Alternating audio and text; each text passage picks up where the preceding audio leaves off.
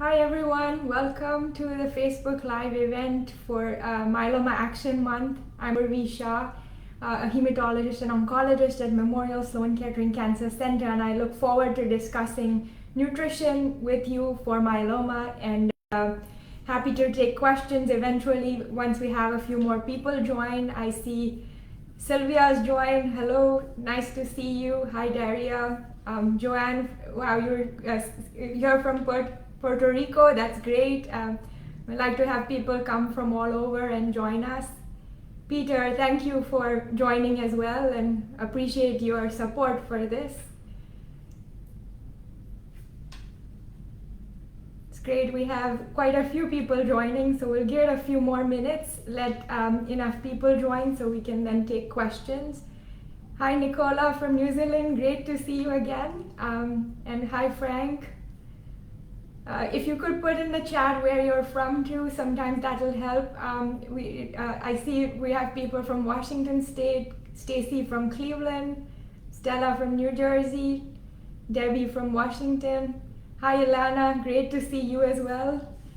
Wow, we have people from Canada joining as well. So a lot of people all over, and this just goes to show how important this topic is to patients and caregivers and all of us. And it's not, we want to take care of the patient with looking at nutrition and a holistic approach with, of course, regular therapy, but how do we also manage things beyond that?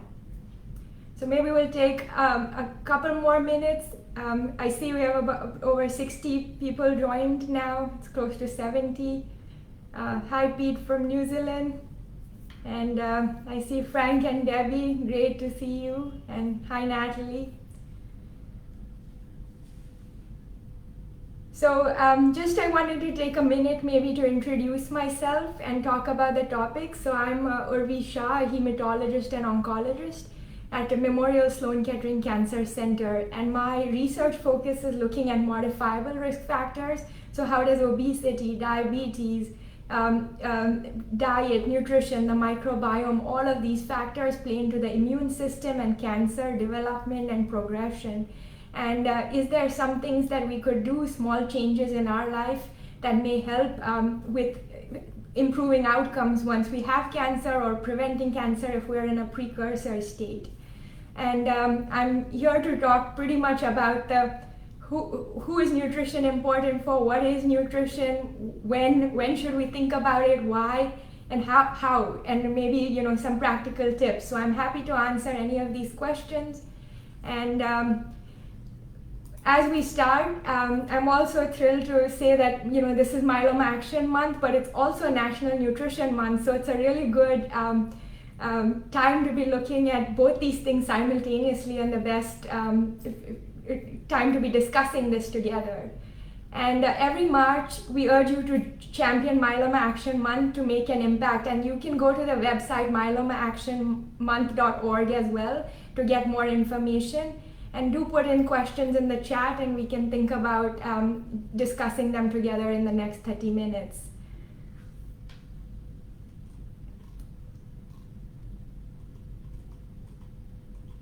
So I do see that there have been some questions around what's the importance of nutrition and does it really matter?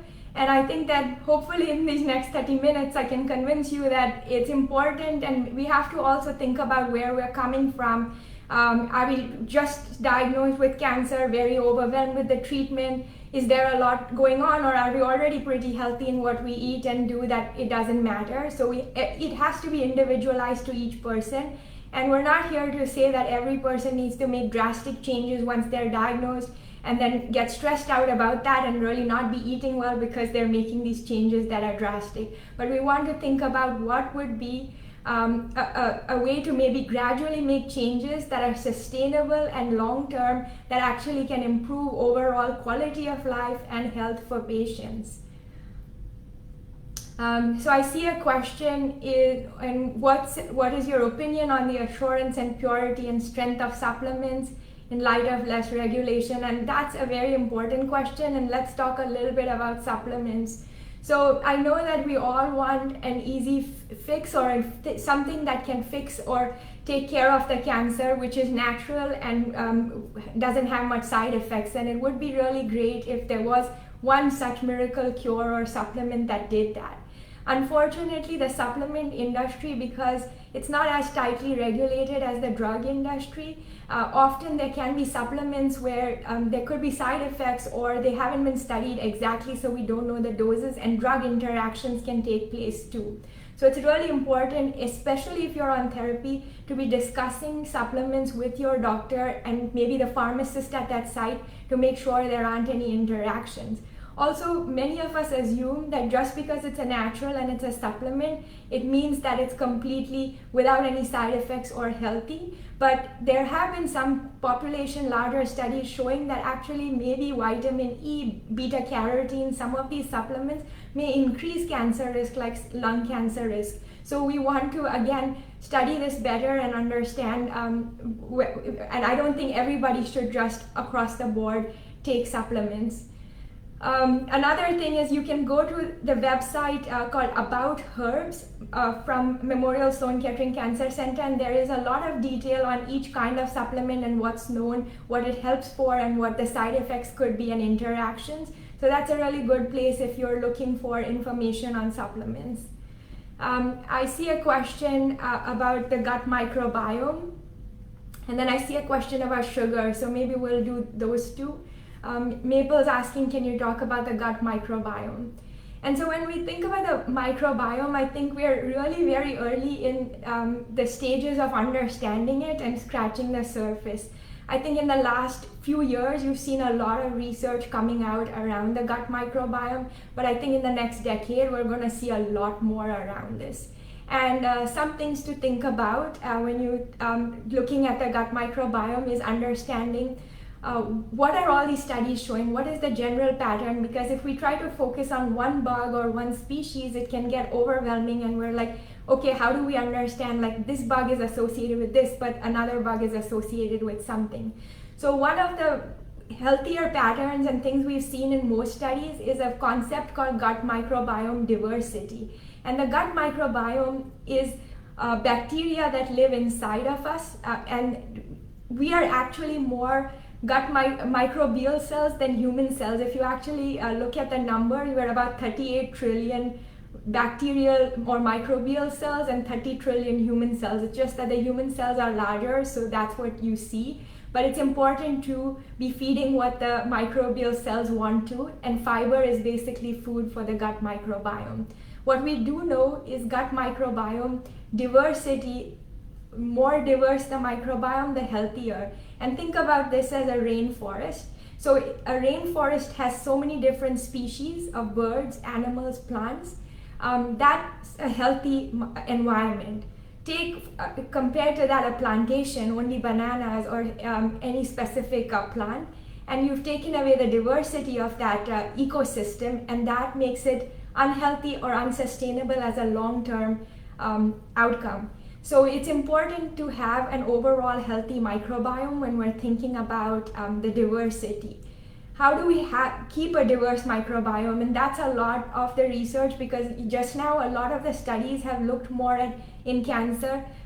Does gut microbiome diversity associate with progression-free survival? Does it associate with overall survival? Are we seeing any of this? And we actually are seeing very consistently, whether it's myeloma, whether it's lymphoma, other cancers too, post-transplant and myeloma, that higher gut microbiome diversity is associated with longer progression-free survival and overall survival. But now the question is, how do we modulate gut microbiome diversity, and is it possible? So our Nutrivention pilot study completed, and we're in the process of getting together and writing up the paper.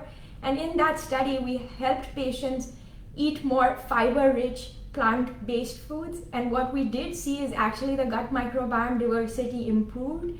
And we did this intervention for 3 months, but we see even a year out, because they made these changes gradually and now are sustaining them. Even a year out, we're seeing higher diversity.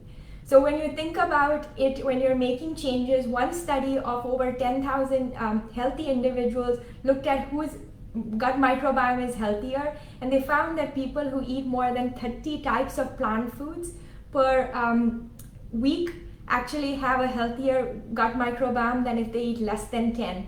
And what I'm trying to say with this is having more of a different types of microbes and not plant foods and not just one. So if you're thinking about broccoli, you're not eating broccoli every day, but eating broccoli, beans, collard greens, other things, and those herbs, spices, all of those count in the 30 plant foods. So let's go to the next question. How bad is sugar really? And that is a good question. What we do know is that most of the US population, not just the US, the world, is taking in way more sugar than what is the guidelines or the recommendations. So the average intake of sugar for the US population is about 17 to 19 teaspoons per day, 17 teaspoons. And 1 teaspoon is about 4 grams or 3 to 4 grams of sugar. So if you just think about the number, that is a lot, and that's where half the average population is. So a lot of the population is over half of that. And if you look at 1 can of cola or Coke, will have about 8 to 10 teaspoons of sugar. So you're already, one can already raise the sugar intake. So when we think about how bad is sugar, understanding that sugar intake, there's a difference in when we think about carbohydrates. So carbohydrates, you have the refined carbohydrates and you have the complex carbohydrates. Complex carbohydrates are things like whole grains, which also have fiber, vitamins, minerals, protein, all of that, and they are very healthy. Whole grains have been associated with reduced cancer risk in multiple population studies, given so there are a lot of health benefits, and the guidelines recommend about 3 servings of whole grains a day. However, within carbohydrates, you have the refined carbohydrates or sugar, which would be white flour, sugar sweetened beverages, candy, cakes, cookies, all of that, and that is a very different part, and it does not have the fiber. It can raise sugar or spike the sugar. So high sugar can lead to more insulin spikes, and insulin levels are associated with risk of cancer and progression. So in general, I would say cutting out sugar, which is unnecessary, is preferable. It is, of course, if that's something that makes you happy or very important for you to have a little bit of in a day. I'm not saying we want to be completely, it's very hard to be maybe completely, but try to limit sugar intake to maybe 7 to 9 teaspoons per day, and that's kind of the recommended guidelines. So maybe think about looking at your diet and counting the number of teaspoons you might be taking in. A lot of sugar is hidden in cereals and cookies and things, so sometimes you don't even realize you're taking in a lot of sugar. So it might be worth actually just sitting down with what you eat typically and seeing how many teaspoons of sugar you get. Other questions? So sugar substitutes, also there is a little bit of mixed data around it. The International Agency for Research on Cancer has said that some sugar artificial sweeteners are actually associated with increased risk of cancer. And when we studied this for MGUS, so the precancerous state monoclonal gammopathy, we did see an increased risk with sugar sweetened and artificially sweetened beverages and the risk of MGUS development. So in general, I wouldn't say that sugar sweetened or sugar substitutes are that much healthier. Just limiting it is preferable if possible.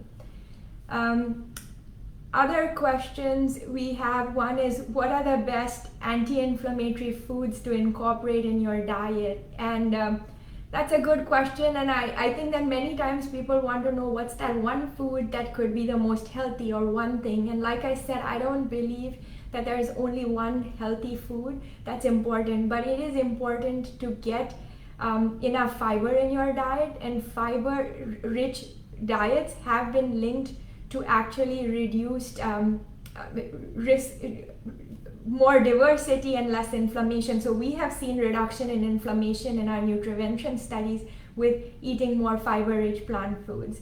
A study from Stanford had actually looked at patients were asked to eat fermented foods and looked to see if there's a change in inflammation and the immune system, and they did show that eating more fermented foods reduces inflammation as well. Somebody's asking about maple syrup. So maple syrup is still sugar, whether it's maple syrup or beet related sugars. If it is sugar, sugar can come in many forms. I encourage you to Google different forms of sugar, and you will see that sugar can come in many names and it's hidden, so people assume that because I'm having a particular kind of sugar, it's healthier, like because it's monk fruit or something, but in the end, this is all sugar. Is there a connection between myeloma, MGUS, and lupus? There is a connection between autoimmune disorders and myeloma and MGUS in population studies where there's a slightly increased risk. So it is possible. Fresh fruit is very different than what we would talk about in refined sugars from, again, without the fiber. Fresh fruit is something I would encourage you to have a few servings a day. It's part of a healthy diet and has lots more than just the sugar, because the sugar comes coated with the fiber and other phytochemicals and anti-inflammatory and antioxidant molecules. So that's quite important too. We have a question about how do you avoid heme iron to starve cancer, and food and it requires to survive and grow. So heme iron generally comes from foods such as red meat and animal-based foods. Usually the iron content in that is the heme iron. When plant foods also have iron, but it's usually the non-heme iron, which is considered to be less inflammatory. So one way, again, there's not too much data around this to say that definitely you want to limit it, but the heme iron, because it is inflammatory through many different mechanisms, if you really wanted to reduce that, then shifting your protein intake and things to beans, nuts, seeds, where you get some iron, but it's also the non-heme iron, will be a preferential way to do this.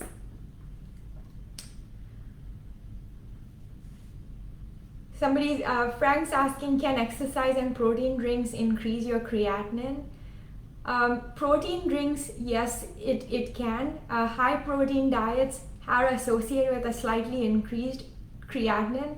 The National Kidney Foundation has good guidelines on healthy diets for kidney disease, and recently the American Journal of Kidney Disease put out guidelines for nutrition and talked about the importance of eating fiber-rich plant foods for a healthy diet with kidney disease. And the reason for this is because plant foods, the protein in that tends to be a lower amount or less stressful on the kidneys and much easier to handle in someone with advanced kidney disease. So that's something to again consider. Sally's asking about turmeric, and I know lots of patients take this, and it's an important question to answer. Does turmeric really help? In theory, turmeric has anti-inflammatory properties, and there is evidence for arthritis and inflammation that it may help. There has been one study done from Australia looking at turmeric for smoldering myeloma, and they have published after that study some case reports suggesting that some patients that took turmeric for a very long time had stabilization or maybe even decrease in their disease trajectory, like M-spike trajectory, but these are all case reports and small numbers of cases. We are trying to study this with the Nutrivention 3 trial, which is currently enrolling at MSK, and also the Nutrivention 2 trial, which is enrolling too. Hopefully in the next few years, we'll have more data and answers to give you. At this time, because turmeric can also be expensive for patients to take every month, I think the data is limited, and so patients need to decide for themselves whether it's worth it. With the study we are doing, we're going to try to get a deep dive into understanding its effects on the microbiome in myeloma and smoldering myeloma, and also on other inflammation markers in the immune system. This is a good question. Katya is asking about diet to increase platelets and hemoglobin, and I know this is a big challenge for patients post-CAR T cells, and I know that's hard.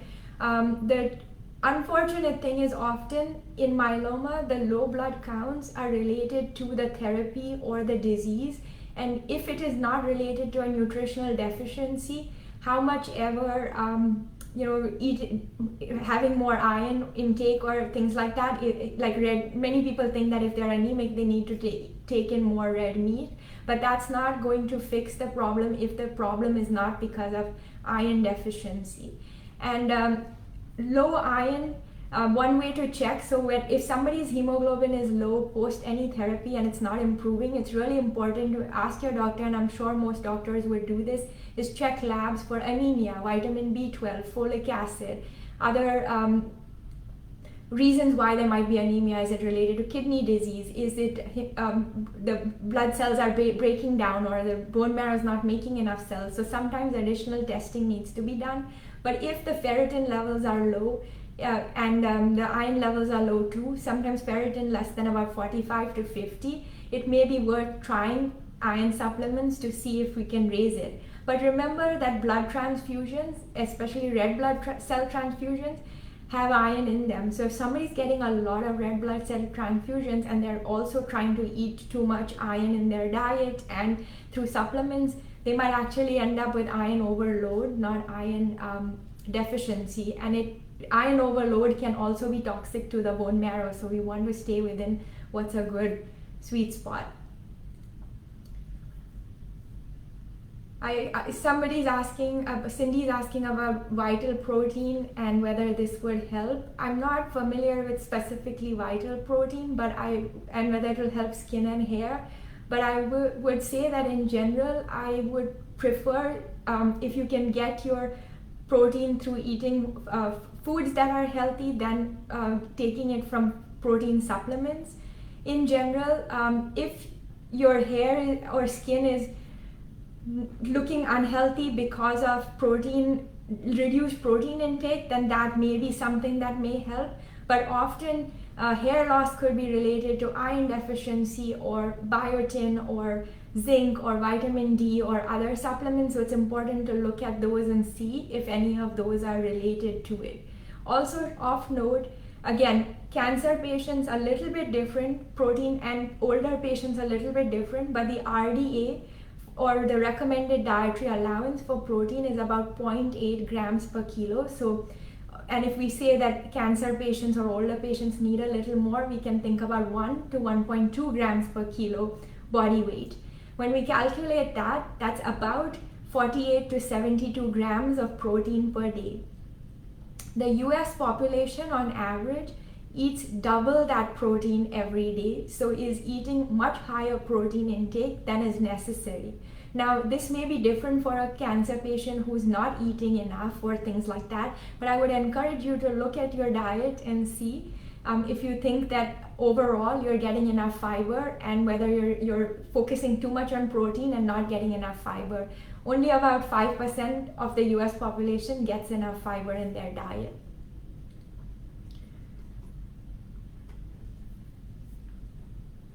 Thomas is asking about how much plant-based protein should be taken for someone to meet their daily macros. So I kind of answered that question. Plant-based protein is not different from animal-based protein in the amount that you need to take in. Maybe some people may say slightly higher amounts, but and other experts say it doesn't matter, it's about the same. So in general, if you can get about 1 gram per kilo, maybe 1.2 grams per kilo if you want to be on the higher end, then that's fine. 1 cup of beans, like pinto beans, will give you about 15 grams of protein and about 15 or 10 to 15 grams of fiber. So if you are like the average US population where you get 10 grams of fiber, and you can just have 1 more cup of beans every day, and you will really reach the fiber recommended intake of about 25 to 30 grams. So Sergio was asking about smoothies as nutritional as eating plants without whole plants. And I think that some researchers, and I think the goal of nutrition has to be individualized to a person. So if it's somebody who's trying to gain weight or who's losing weight, then I think and is not eating enough but finds that they can take in a smoothie, then that's a really good way to get calories and take in healthy foods and fruits and vegetables, which may take harder time to chew or eat.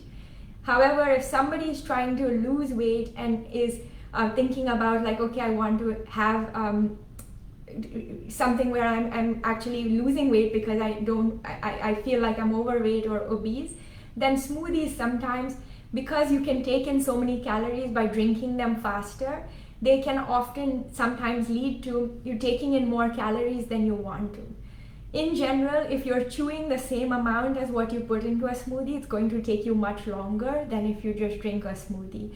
So it depends really on the goals of the person, but smoothies can be part of a very healthy eating plan because they can allow you to take in the fruits, vegetables, fiber, and things like that, which somebody may be like, okay, I don't want to plan and eat a salad or eat a side of something, but this allows you to. Mavis is asking about any nutritional studies for myeloma patients with kidney involvement. I would actually love to do a study like that. As of now, we don't have a study open. I think there's a lot of data, like I said, on the National Kidney Foundation website. I've had cases of a few patients who've had really advanced kidney disease, and they were afraid that they would end up on dialysis, and we've talked about the National Kidney Foundation guidelines. I've shared them with them, and they have switched their diet to a more fiber-rich, plant-forward diet and seen improvement in their kidney numbers or stabilization. So it is possible in certain cases, but I have not seen a study like that done. There are some studies actually going on in healthy individuals and other populations, and I know that there's one study in New York taking place for kidney disease and looking at nutrition and a plant-based diet that's opening, I think in Brooklyn or Stony Brook, one of them. So there are studies like that, but we don't have one in myeloma, but would love to do it if we got funding for that. I see a question from Jenny. Could you say again how many plant foods? We talked about at least ideally 30. 30 was what that study with 10,000 individuals showed, but this was healthy individuals. So I think variety is quite important because every food feeds different bacteria or the microbiome. So if we go into our comfort zones and are like, okay, I just like green beans and I'm going to eat them every day as a side, and the same thing, banana and green beans or something like that, then we're not getting the diversity. So try to go out of your comfort zone sometimes and pick things off the menu that maybe you wouldn't typically pick. I see we're getting close to about half an hour. Maybe we take a few more questions. There's a question about a keto diet and a Mediterranean diet, and any positive impacts from following these diets. So we wrote a nice paper in JAMA Oncology 2 years ago, this was Dr. Iyengar and myself, and we looked at plant-based diets and ketogenic diets and what is the evidence around them for cancer and why do people study them and how do we think about it for cancer. So that's a paper you can look at if you wanted to read more. But in short, a ketogenic diet, I generally do not recommend it, and I'll explain to you why. If you are looking to lose weight fast in a short period of time, both a high fiber plant-based diet and a ketogenic diet will help you achieve that usually. But with the ketogenic diet, what a person is eating is an extremely low carb diet. So they're kind of cutting out carbs almost completely and eating high fat, high protein. The good part about it is when you cut carbs, you're cutting refined carbs, which are unhealthy, and so that's why people feel better when they are on a low carb diet. But what is happening is you're also cutting out fiber, and without fiber, there is a risk for increased cholesterol levels and cardiovascular risk, and that signal has been seen in some studies. Simultaneously, there's a really nice study from Kevin Hall from the NIH. he put patients in a metabolic chamber. So he basically said, you stay in this room for a few weeks and we'll give you the food so we know exactly what you eat, and then we're going to see the effect on weight, on muscle mass and things like that. And what he saw and this was a ketogenic diet compared to a plant-based vegan diet, and what he saw was that both of them lost weight, but the ketogenic diet actually lost more water weight and muscle mass, but not fat mass, because they're eating high fat diet mainly, and whereas the plant-based diet maintained muscle mass but lost fat mass and not as much water weight. So I think that it's important to think about how weight loss can be of different types. You want to maintain your muscle mass, and so ketogenic diets actually maybe are associated with reduction in that. Mediterranean diet is a healthy diet, but often people, when we talk about vegan or vegetarian or Mediterranean, all of these are generally plant-forward diets, but I'm not really in favor of using those terms exactly when we're thinking about a healthy diet always, because somebody could be vegetarian, for instance, and say like, okay, I'm doing that, but they are eating a lot of fried foods and sugary foods, because that's all vegetarian still, and junk food. So that doesn't end up being a healthy diet, and it could still be unhealthy. Whereas we could have somebody who is an omnivore and says, okay, I eat meat a few times a week or something like that, but I'm mostly eating fiber-rich foods, beans, nuts, seeds, grains, all of that. Now that is probably a healthier diet than a junk food diet, but even though it's vegetarian. And the same thing goes with Mediterranean. Often I've seen people think that, okay, I'm doing a Mediterranean diet, but their diet is very heavy in dairy, chicken, and very low in the plant-based foods. The benefits of a Mediterranean diet come from the flavonoids and the plant-based foods in it. So if you're not getting enough of that, then you're not really following a true Mediterranean diet. So in general, I would say it's easier if you can do a high fiber plant-based diet, whether it's high fiber plant-based vegetarian, vegan, Mediterranean, high fiber plant-based omnivore, whatever works for you. But trying to get 80 to 90% of your calories from these fiber-rich foods is really going to help. And I see a question on FODMAP diet. I would say that a FODMAP diet is a very restrictive diet, and for all of you who don't know, a FODMAP diet is looking specifically at reducing certain foods that ferment different carbohydrates. And because of that, what ends up happening is people are very much focused on very limited number of foods because they're avoiding a lot of things, and that in itself long term can lead to nutritional deficiencies. So it's important, if you have a medical reason where you feel like that's helping and you want to try it, it's okay to try it for a short period, but I wouldn't recommend it as a healthy diet forever for the long period. I see that JB is asking about remote second opinions or televisits. MSK does have a remote option of televisits, but it has to be within a state that I am licensed to practice in, and or have a license for, and so that can sometimes be a bit challenging. As of now, I can do Florida, I can do New Jersey, New York. Those are the main ones, but I think that we have colleagues on my service, on the myeloma service, who can do Connecticut and Pennsylvania as well. Another way would be is that there is the office which allows it to be done outside of the billing or the insurance, but that can sometimes be expensive for patients because that would be through the institution.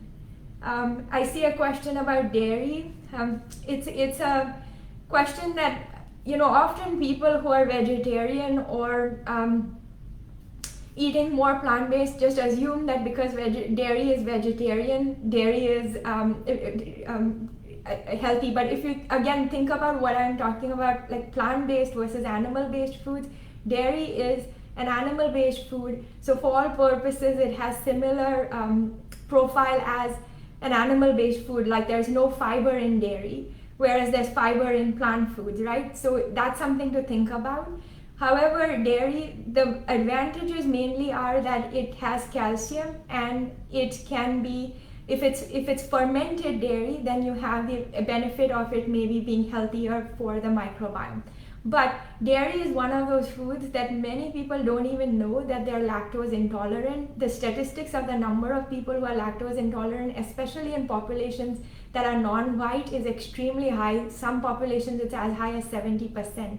So many people have these digestion issues, and it's related to dairy, which they may not realize.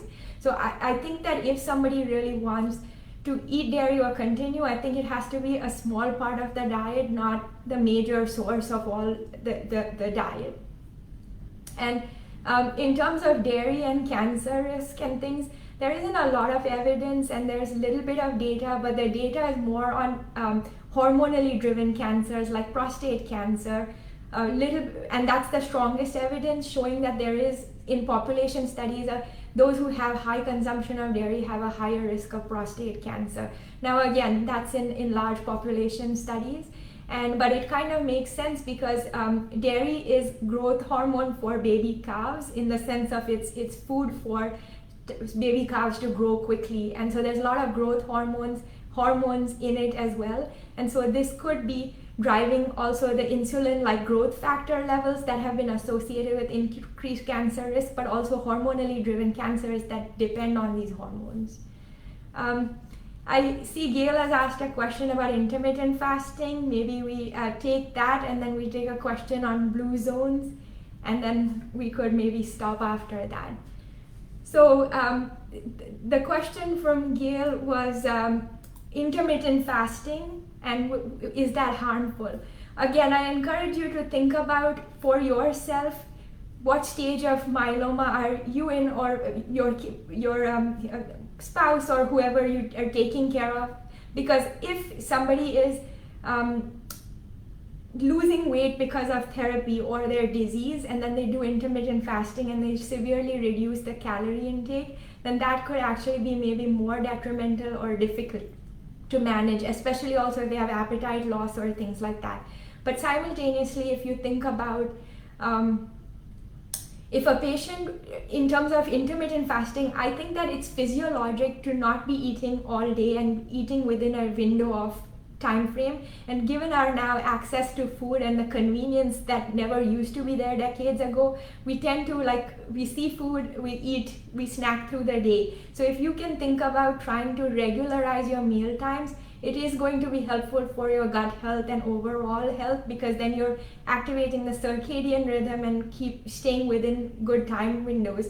So in general, I'd say at least a 12-hour window is a good healthy balance, like eating for between 12 hours and 12 hours you're fasting. That's a good balance that can be achieved. Some people talk about intermittent fasting with a 16-8, so 8 hours of eating and 16 hours of fasting. I think that's a little bit more extreme, and I wouldn't recommend it for patients with cancer or other medical issues if they haven't really worked with a provider or someone on this.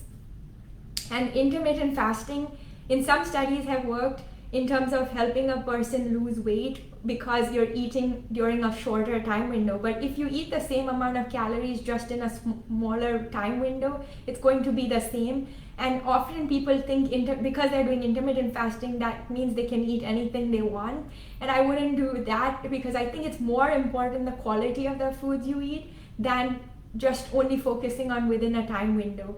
So ideally, I would suggest maybe within a 12-hour time window and regularize your meal times, avoid snacking, and maybe pick 3 times a day. But if you're somebody who's losing weight, not got enough appetite, then you want to be snacking or eating enough to build that food intake, and that could be something like snacking. Nuts are a good source of fats, healthy fats, and calorie dense for somebody who's losing weight.